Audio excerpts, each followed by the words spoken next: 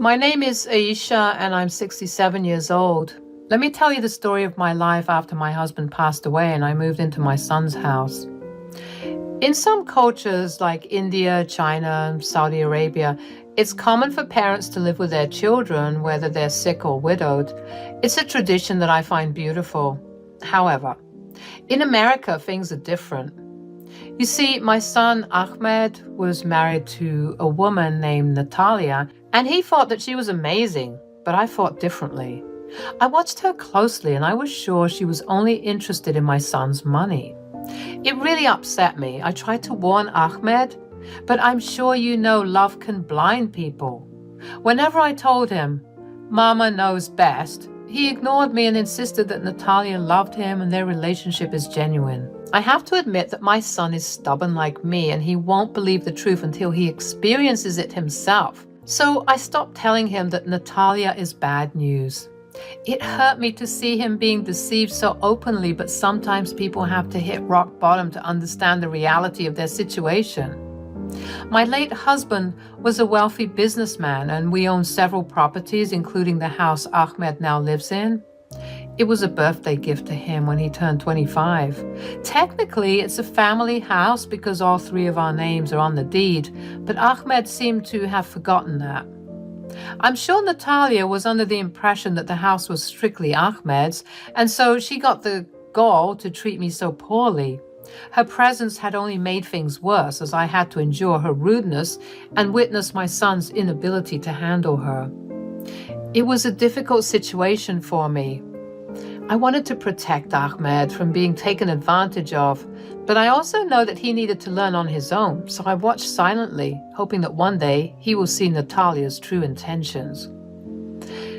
Let me tell you, it was not easy living under the same roof with someone you didn't particularly care for.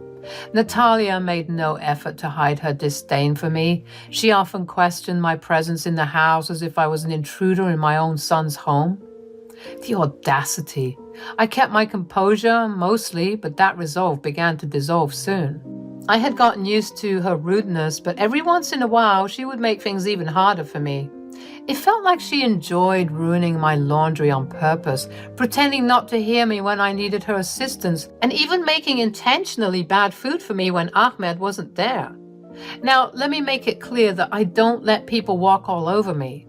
I confronted Natalia about her actions, hoping to make her understand, but as usual, she acted innocent. Our conversation went something like this. Natalie, we need to talk. I've noticed your disrespectful behavior towards me. It's time we address this issue. Oh, Aisha, what do you mean? I have no idea what you're talking about. I've always treated you with the utmost respect. Don't play games with me, Natalia. I see right through your facade. Your actions speak louder than words. I demand an explanation. What is your problem with me? You're just being overly sensitive, Aisha. I'm sorry if you feel that way, but I assure you I have no ill intentions. Enough is enough, Natalia. I won't tolerate your BS any longer. You will respect me and our home, or there will be consequences. Our home? I'm sure you mean your son's home. This isn't your home, Aisha. You need to get that through your head. Without dignifying her disrespectful behavior, with a response, I immediately went to Ahmed to talk about the situation. I have to admit, I was quite upset, and my voice may have been loud. Ahmed tried to calm me down, but I wasn't ready to listen. I wanted Natalia to leave the house. Mama, please, let's talk calmly. There's no need to get so worked up. Worked up, Ahmed? Your wife is driving me crazy. I can't live like this anymore. She ruins my belongings, ignores my requests, and disrespects me at every turn. How can you let your mother be treated like this? You have to divorce that witch. Mother, you and I both know divorce is not an option for us. I don't want to bring shame to our family. We can work things out, I promise. Work things out? Ahmed, sometimes it's better to cut ties with a leech rather than let it drain the life out of you. Our happiness and well-being should be a priority. Tension filled the room, making the atmosphere heavy. Ahmed struggled to find the right words, torn between his love for Natalia and his loyalty for our family. I could see the conflict in his eyes, but I knew deep down that he cherished our mother-son bond. Despite my frustration, I took a moment to compose myself. I realized that pushing Ahmed further could strain our relationship even more. I needed to find another approach to handle this situation, to protect my son without causing irreparable damage. The following day, Ahmed called both Natalia and me to discuss in the living room. He expressed his concern about the growing hostility between us and emphasized that the constant arguing needed to stop. Natalia, in her usual dramatic manner, started crying and claimed that living with me had been incredibly challenging because she felt unappreciated. I couldn't help but roll my eyes at her fake tears. I knew she was trying to manipulate Ahmed and portray herself as the victim, so I spoke up, unafraid to express my thoughts. Stop with the theatrics, Natalia. Your tears won't fool me. You're crying to pull at Ahmed's heartstrings, but I see right through your act. Ahmed, frustrated by the tension, pleaded with me to stop being unkind to Natalia. However, I stood my ground, firmly stating that Natalia was nothing but a manipulative person after his wealth and that he should seriously consider ending his marriage. Seeing an opportunity, Natalia started crying even harder, which caused Ahmed to raise his voice at me for the first time. He threatened to make me leave if I couldn't behave respectfully. My heart sank as his words stung me deeply. I couldn't believe how much Natalia had influenced him. Feeling a mix of anger and sadness, I impulsively stood up and slapped Ahmed across the face. The room fell silent as tears filled my eyes. Wow, Natalia has truly changed you, hasn't she? You never would have spoken to me like this if she wasn't here. I hope you're happy with yourself. Overwhelmed, I retreated to my room, frantically searching for the important documents left behind by my late husband. I needed to find the title deed of the house, which clearly stated that the house belonged to me, Ahmed, and his father, as I mentioned earlier. There was also a clause stating that if Ahmed acted rudely or disrespectfully, he would lose ownership of the house. You see, Ahmed used to be a troublesome and spoiled child. Both his father and I wanted to teach him about responsibility, so we decided to give him a house that he had to take care of. We added the clause about disrespect because we anticipated that Ahmed might lose his privileges within a year. We hoped for the best but prepared for the worst, which is why that clause was included. To our surprise, Ahmed had been responsible and maintained ownership of the house since his 25th birthday. However, that clause still held weight, and now I had to consider whether it was time to remind Ahmed of his responsibilities and the consequences of his actions. As I searched through the papers, my heart raced. Revealing this clause would undoubtedly have serious repercussions on our relationship, but I couldn't stand idly by while Natalia manipulated and controlled my son. I needed to protect him, even if it meant taking drastic measures. After hours of searching, I finally found the papers confirming the validity of the clause in the title deed. It didn't specify a time limit, which meant it remained in effect. Holding on to this information, I decided to wait for the right moment to disclose it, strategically planning my next steps. Meanwhile, I came up with another plan to expose Natalia's true nature to my son.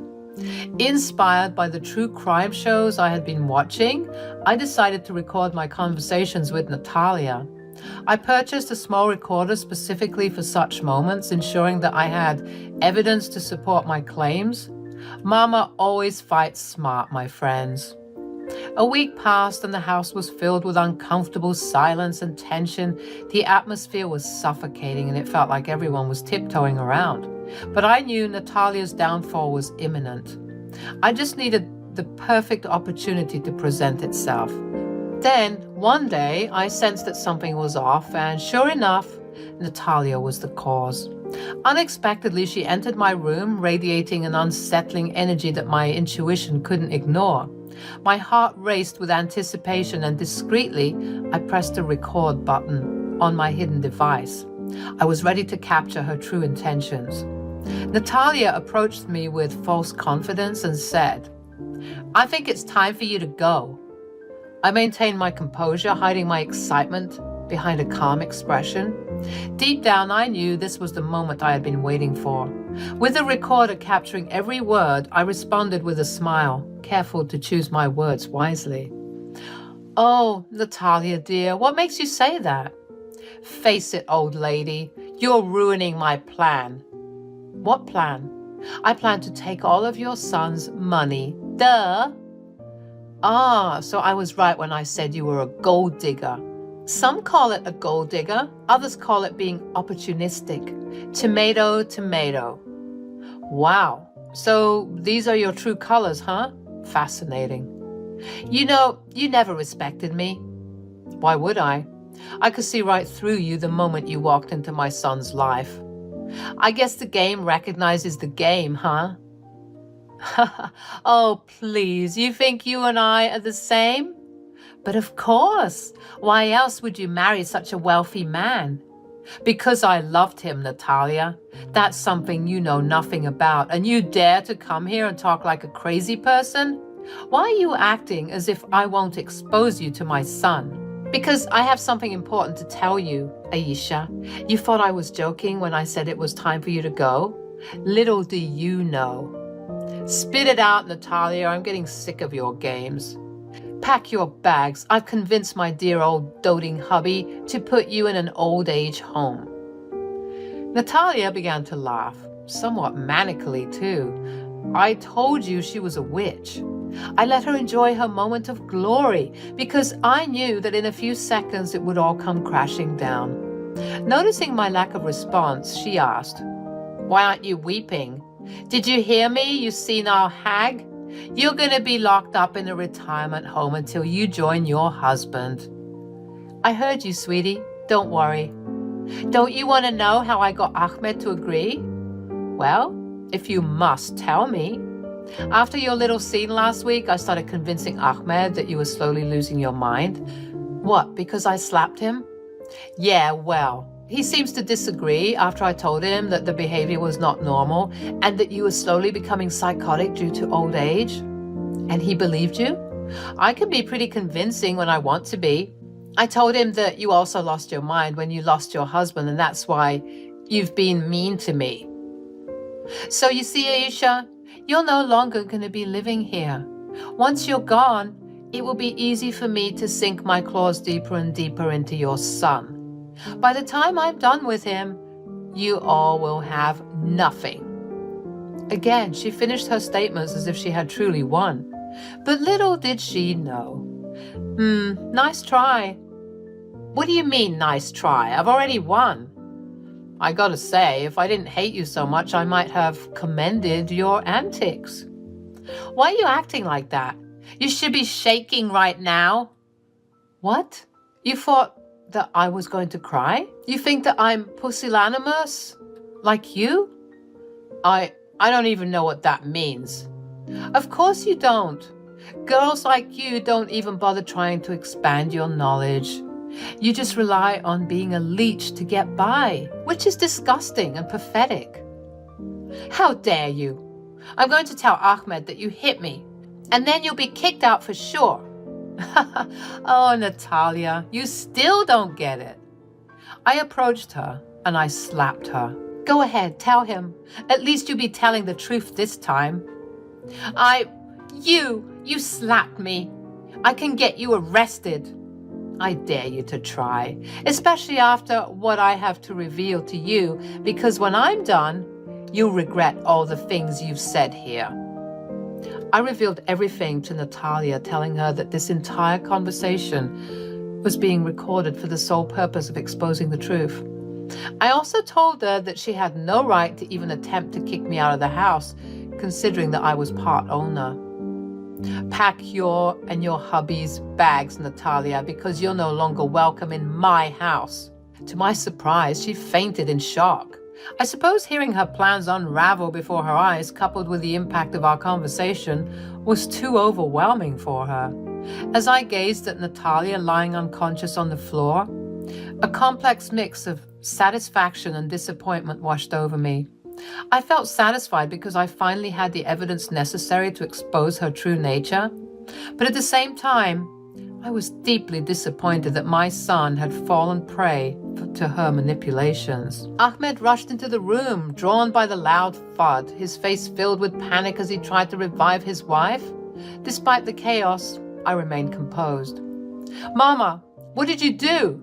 "Ahmed, I know you're upset, but please. You're crazy. Aisha was right about you. I should have put you in a home sooner. You're losing your mind." "Oh, stop that, will you? Put her in the recovery position and come to me. She'll be fine. I already called the ambulance." Ahmed reluctantly stopped panicking and came over to me. "There's something you need to see and hear." Ahmed, still in a state of shock, looked at me with a mix of confusion and concern. "What are you talking about, Mama? We need to get Natalia to the hospital. We can't just leave her here." Just as Natalia regained consciousness, confusion and fear crossed her face as she struggled to grasp what was happening. Before she could utter a word, I pressed the play button on the recording device, allowing the incriminating conversation to fill the room. Natalia's lies, schemes, and true intentions were exposed for Ahmed to hear. As the recording played, shock transformed into anger on Ahmed's face. The weight of Natalia's deception sank in and he directed his gaze at her, a mixture of disappointment and fury evident across his face. "How could you do this, Natalia? Oh, the lies, the manipulation. I trusted you, and you played me?" Natalia, fully aware of the evidence stacked against her, struggled to come up with a believable response. Her attempts to make excuses faltered in the face of the undeniable truth. Ahmed's voice trembled with a mixture of concern for Natalia and his growing anger as he shouted at her. I watched him, feeling a combination of sympathy and determination in my heart. "Ahmed, my son, I'm sorry it all had to come to this." The paramedics arrived and transported Natalia away despite her hurling insults at me and desperately pleading for Ahmed to take her back, a counterintuitive reaction, I must admit.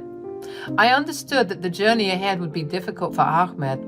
However, I firmly believed that he needed to learn these lessons on his own, just as I had hoped. The house, a symbol of responsibility, would remain in our possession, patiently awaiting Ahmed's personal growth and maturity. Can I say it? Say what? "I told you so." Yeah, I guess you can. I think I'll hold on to it for now. I can see you're hurting. I loved her, Ma.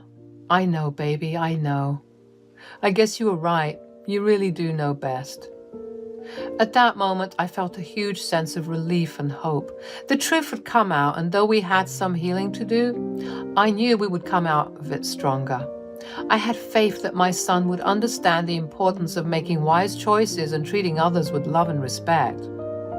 I also made up my mind to remove my name and his father's name from the title deed.